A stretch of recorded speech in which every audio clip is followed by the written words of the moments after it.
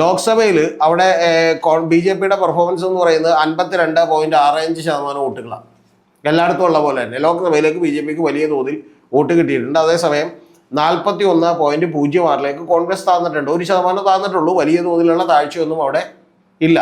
പക്ഷെ അത്തരത്തിലുള്ള ഒരു കോൺഗ്രസ് അവിടെ ഇതിനു വേണ്ടി പ്രതിഷേധിക്കാൻ തയ്യാറാവൂല ഷിബിലി.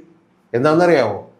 അവിടെ ഇത്തരത്തിലുള്ള മതപരിവർത്തനത്തിനെതിരെയും ഹിന്ദുക്കളുടെ വോട്ടുമൊക്കെ വളരെ പ്രധാനമാണ്. കാരണം 93% ആ ഹിന്ദു വോട്ടുകൾ ഇത്തരത്തിലൊരു മതനിരപേക്ഷ നിലപാടെടുത്താൽ പോയാലോ എന്ന് പറയുന്ന ഭയം കോൺഗ്രസിനുണ്ട്.